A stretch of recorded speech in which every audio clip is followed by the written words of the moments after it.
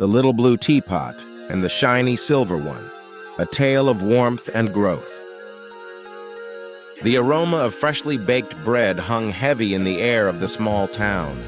Two friends, Leo and Sam, both dreamed of owning a cozy bakery. They both baked delicious treats, but there was a difference in how their dreams unfolded. Leo was like a little blue teapot. He was cheerful, a bit clumsy, but always steeping something interesting. He'd try new recipes, sometimes with hilarious results, like the time his cinnamon rolls exploded in the oven. He'd shrug, laugh, and try again, noting what went wrong. Sam, on the other hand, was a shiny silver teapot, elegant, precise, and always following the recipe to the letter. His pastries were picture-perfect and consistently good. But if something didn't go exactly as planned, Sam would get flustered. A slightly burnt cookie could ruin his whole day. Both Leo and Sam started small. Leo sold his baking at the local farmer's market. His stall wasn't the prettiest, sometimes his pricing was off, and occasionally a customer would point out a slightly lopsided cake. But Leo would smile, offer a discount, and genuinely try to make it right. He'd chat with people, remember their names, and ask about their week. Sam, with his flawlessly presented goods, also had a stall. His pastries were admired for their beauty.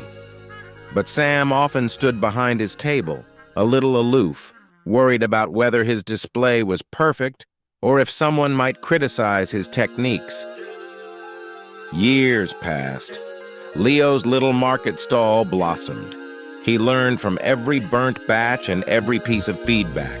He started offering new things based on what his customers asked for.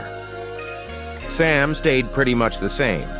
His baking remained excellent, but he was hesitant to try new things.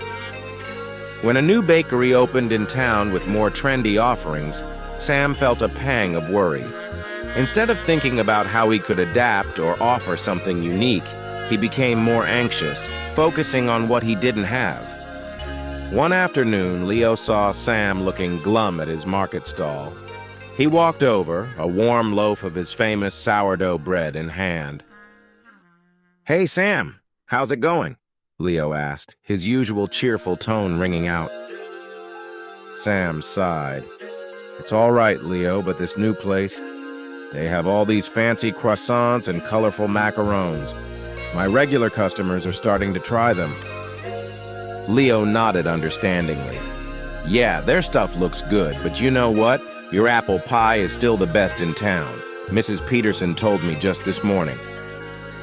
Sam managed a small smile. "She did?" "Absolutely." Leo grinned. "You know, Sam, I've learned something over the years. It's not just about baking perfectly. It's about the little things. Remembering people's orders, asking about their grandkids, being okay with a slightly wonky cookie because it still tastes amazing."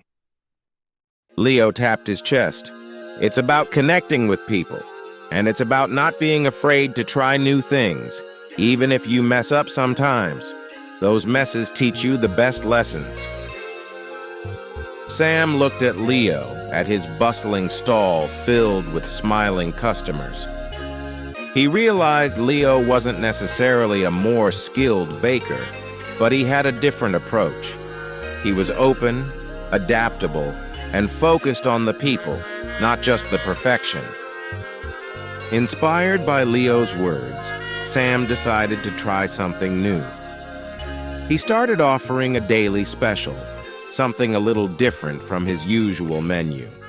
He even tried a recipe Leo had suggested for a lemon and blueberry muffin, which turned out to be a hit.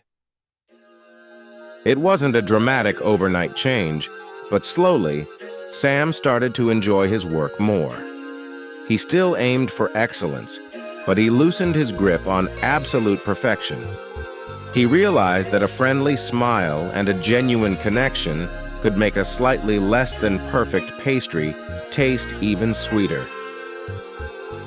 Both Leo and Sam eventually achieved their dream of owning a bakery.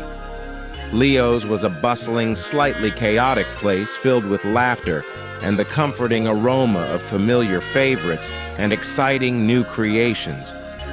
Sam's bakery was still elegant, but it was warmer now, filled with the sound of cheerful greetings and customers feeling genuinely welcomed. The secret wasn't necessarily about being extraordinary, but about embracing the ordinary moments with a positive attitude, learning from mistakes, connecting with others, and not being afraid to try and sometimes stumble along the way. Leo, the little blue teapot, understood that even simple things, when poured with warmth and genuine effort, could create something truly wonderful. And Sam, the shiny silver one, learned that a little bit of warmth and flexibility could make even the most polished creation shine even brighter. If you enjoyed this video, please like, share, and comment below. Your support helps us create more content you'll love.